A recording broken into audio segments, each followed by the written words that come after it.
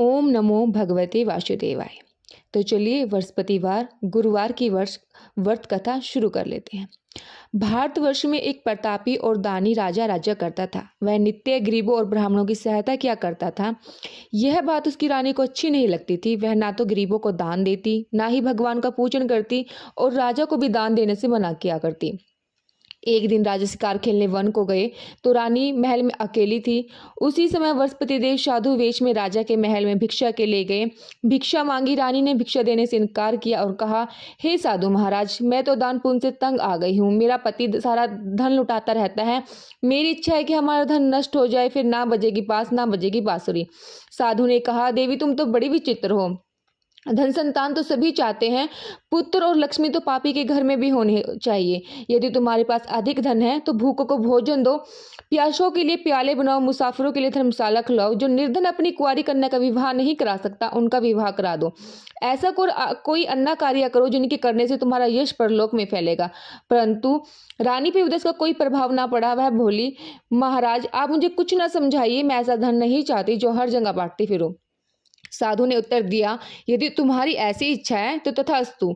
तुम ऐसा करना, बृहस्पतिवार को घर लीपकर पीली मिट्टी से अपना सर धोकर स्नान करना, भट्टी चढ़ाकर कपड़े धोना। ऐसे करने से आपका सारा धन नष्ट हो जाएगा। इतना कहकर वह साधु महाराज वहां से आलोप हो गए। साधु के अनुसार कही बातों को पूरा करते हुए रानी को केवल 3 बृहस्पतिवार ही बीते थे कि उसका समस्त धन संपत्ति नष्ट हो गई। भोजन के लिए भी राजा का परिवार तरसने लगा। तब एक दिन राजा ने रानी से बोला, हे रानी, तुम यहाँ पर रहो, मैं दूसरे देश को जाता हूँ, क्योंकि यहाँ पे मुझे सब लोग जानते हैं, इसलिए मैं कोई छोटा कार्य नहीं कर सकता। ऐसा कहकर राजा प्रदेश को चले गए।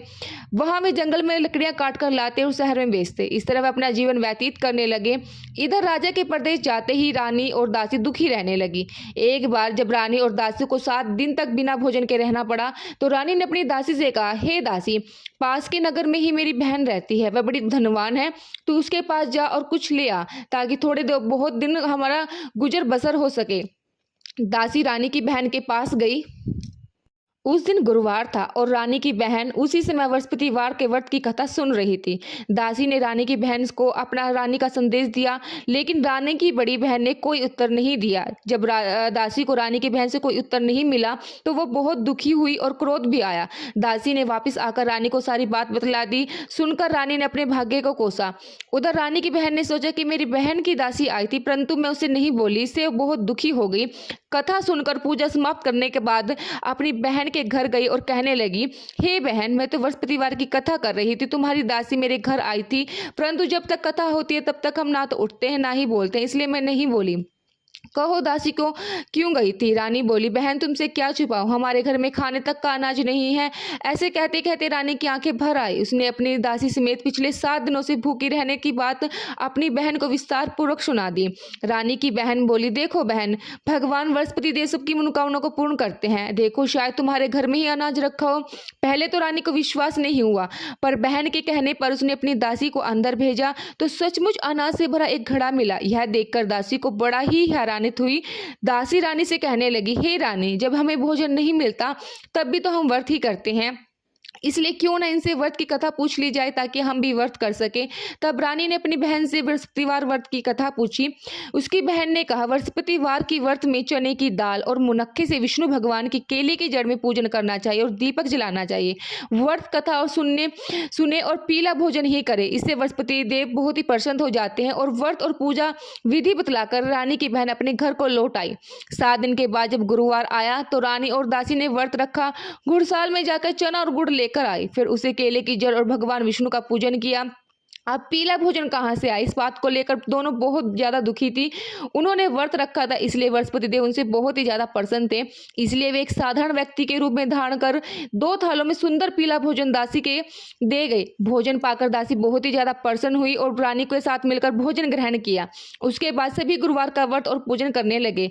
बृहस्पति देव भगवान की कृपा से उनके पास फिर से धन संपत्ति आ गई, परंतु रानी फिर से पहले की तरह आलस्य करने लगी। तब दासी बोली, देखो रानी, तुम पहले भी इसी तरह का आलस्य करती थी। अब तुम्हें धन रखने में बहुत ज्यादा कष्ट होता था, इसी कारण सब धन नष्ट हो गया। अब जब भगवान बृहस्पति देव की कृपा से हमें धन प्राप्त हुआ है, तुम फिर से आलस्य होती जा रही हो। रानी को समझाते हुए दासी कहती है, बड़ी मुसीबतों के बाद हमने ये धन पाया है, इसलिए हमें दान पुण्य करना चाहिए, भूखे मनुष्यों को भोजन कराना चाहिए और धन को शुभ कार्य में खर्च करना चाहिए, जिससे तुम्हारे कुल का यश बढ़ेगा, सर्व की प्राप्ति होगी और पितृ प्रसन्न रहेंगे। दासी की बात मानकर रानी अपने शुभ कार्यों में खर्च करने लगी, जिससे पूरे नगर में उसका यश फैलने लगा। एक दिन राजा दुखी होकर जंगल में एक पेड़ के नीचे आसन जमाकर बैठ गए। वह अपनी दशा को याद करके व्याकुल होने लगे। बृहस्पतिवार का दिन था। एकाएक उसने देखा, निर्जन वन में एक साधु प्रकट हुए। वह साधु वेश में स्वयं बृहस्पति देवता थे। लकड़हारे के सामने आकर बोले, हे लकड़हारे, इस सुनसान जंगल में तू चिंता मगन क्यों बैठा है? लकड़हारे ने दोनों हाथ जोड़कर प्रणाम किया, उत्तर दिया, महात्मा जी, आप सब कुछ जानते हैं, मैं क्या कहूँ? यह कहकर वह रोने लगा और उस साधु को अपनी आत्मा कथा सुनाई। महात्मा जी ने कहा, तुम्हारी स्त्री ने बृहस्पतिवार के दिन भगवान का निरादर किया है, जिसके कारण रुष्ट होकर उन्होंने तुम्हारी यह दशा कर दिया। अब तुम चिंता का दूर करके मेरे कहने पर चलो तो तुम्हारे सभी कष्ट दूर हो जाएंगे। भगवान पहले से भी अधिक तुम्हें धन संपत्ति देंगे। तुम बृहस्पतिवार के दिन कथा किया करो, 2 पैसे की चना मुनक्का लाकर उसका प्रसाद बनाओ, शुद्ध जल के लोटे में शक्कर मिलाकर अमृत तैयार करो। कथा के पश्चात अपने सारे परिवार और सुनने वाले प्रेमियों में अमृत व प्रसाद बांटकर आप भी ग्रहण करो। ऐसे करने से भगवान तुम्हारी सभी मनोकामना पूर्ण करेंगे। साधु के ऐसे वचन सुनकर लकड़हारा बोला, हे प्रभु, लकड़ी बेचकर मुझे इतना पैसा नहीं मिलता जिसे भोजन करने को उपरांत में कुछ बचा सकूं। मैंने रात्रि में अपनी स्त्री को व्याकुल देखा, मेरे पास कुछ भी नहीं है जिससे उसकी खबर मंगा सकूं। साधु ने कहा, हे लकड़हारे, तुम किसी बात की चिंता मत करो। बृहस्पतिवार के दिन तुम्हें रोजाना की तरह लकड़ियां लेकर शहर को जाओगे। तुम्हें रोज से दुगना धन प्राप्त होगा, जिसे तुम भली भांति भोजन कर लोगे तथा बृहस्पति का पूजा का सामान भी आ जाएगा। इतना कहकर साधु वहां से अंतर्ध्यान हो गई। धीरे धीरे समय व्यतीत होने पर फिर भी बृहस्पतिवार का दिन आया। लकड़हारा जंगल से लकड़ी काटकर किसी शहर में बेचने गया। उसे उस दिन से अधिक धन पैसा मिला। राजा ने चना गुड़ आदि लाकर गुरुवार का व्रत किया। उस दिन से उसके सभी क्लेश दूर हो गए, परंतु जब दोबारा गुरुवार का दिन आया तो बृहस्पतिवार का व्रत करना भूल गया। इसी कारण बृहस्पति भगवान नाराज हो गए। उस दिन उस नगर के राजा ने विशाल यज्ञ का आयोजन किया तथा शहर में यह घोषणा करा दी कि कोई भी मनुष्य अपने घर में भोजन ना बनावे, ना आग जलावे, समस्त जनता मेरे यहाँ भोजन करने आवे। इस आज्ञा को जो नहीं मानेगा उसे फांसी की सजा दी जाएगी। इस तरह की घोषणा संपूर्ण नगर में करवा दी गई। राजा के आज्ञा अनुसार शहर के सभी लोग भोजन करने गए, लेकिन लकड़हारा कुछ देर से पहुंचा, इसलिए राजा उसको अपने साथ घर ले गया और ले जाकर भोजन करा रहा था तो रानी की दृष्टि स्कूटी पर पड़ी जिस पर उसका हार लटका हुआ था। वह वहां पर दिखाई नहीं दिया। रानी ने निश्चय किया कि मेरा हार इस मनुष्य ने चुरा लिया। उसी से मैं सिपाहियों को बुलाकर उसको कारागार में डलवा दिया। जब लकड़हारा कारागार में पड़ गया, बहुत दुखी होकर विचार करने लगा, ना जाने कौन से पूर्व जन्म के कर्मों से मुझे दुख प्राप्त हुए हैं, और उसी साधु को याद करने लगा जो जंगल में मिला था।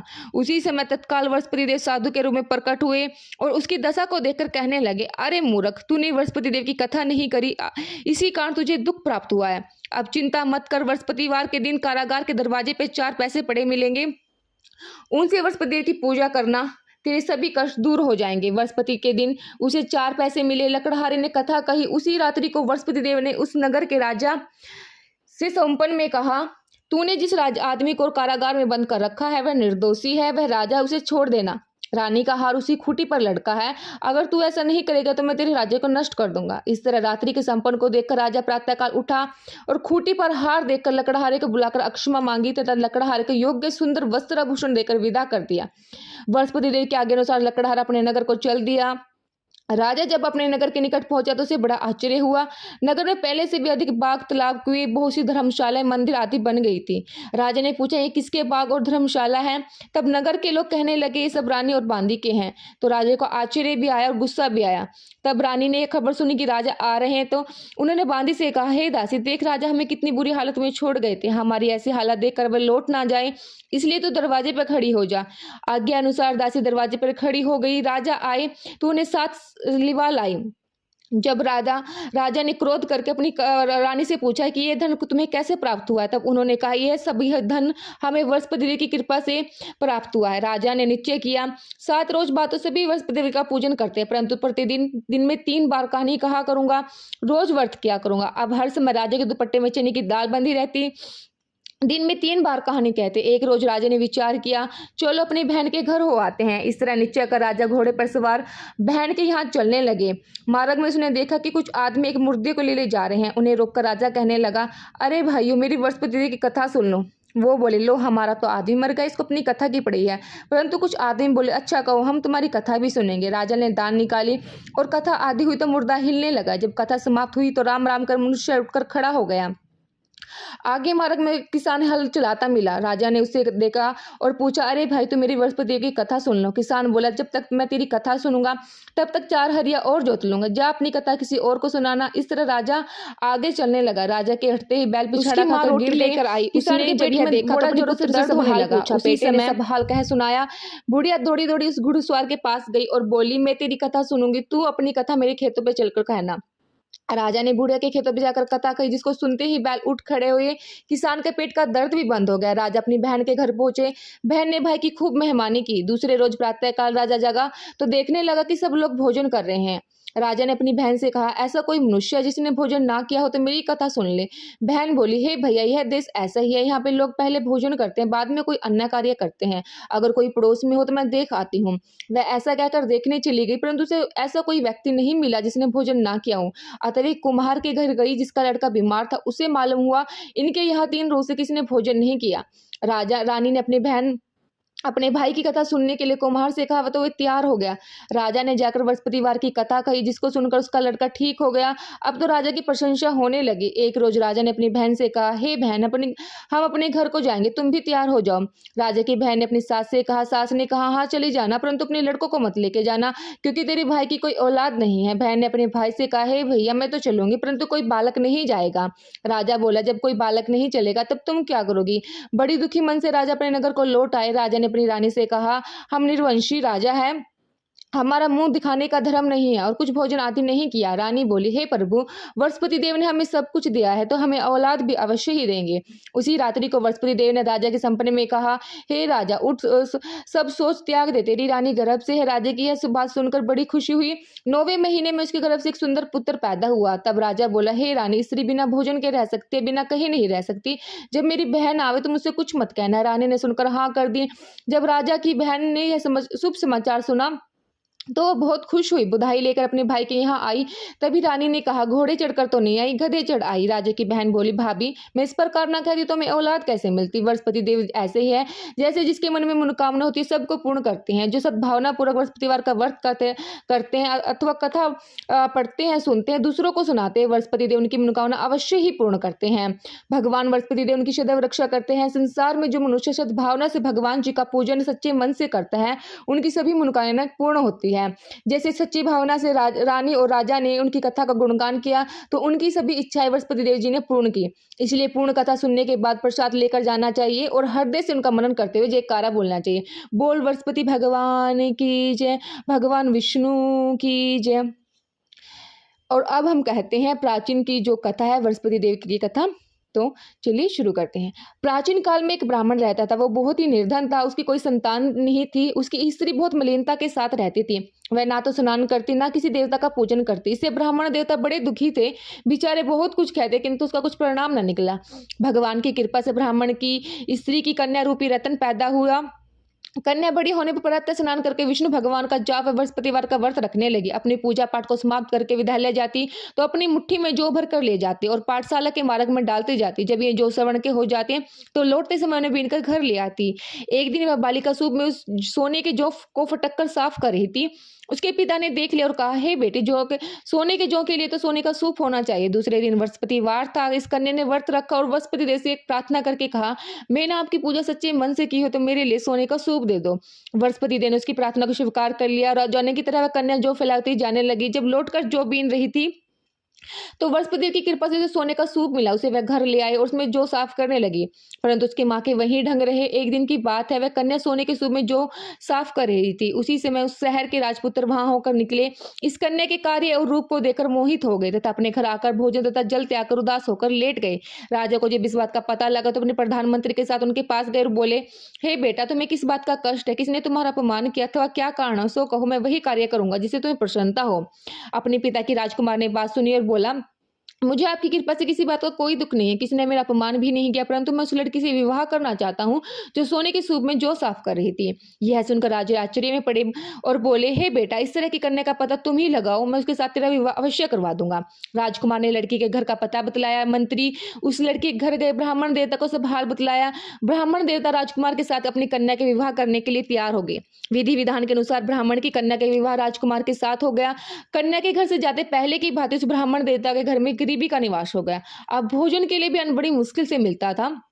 एक दिन दुखी होकर ब्राह्मण देवता अपनी पुत्री के पास गए। बेटी ने पिता की दुखी अवस्था को देखा और अपनी माँ का हाल पूछा। ब्राह्मण ने सब हाल कहा। कन्या ने बहुत सा धन देकर पिता को विदा कर दिया। इस तरह ब्राह्मण का कुछ समय सुखपूर्वक व्यतीत हो गया। कुछ दिन बाद फिर वही हालात हो गए।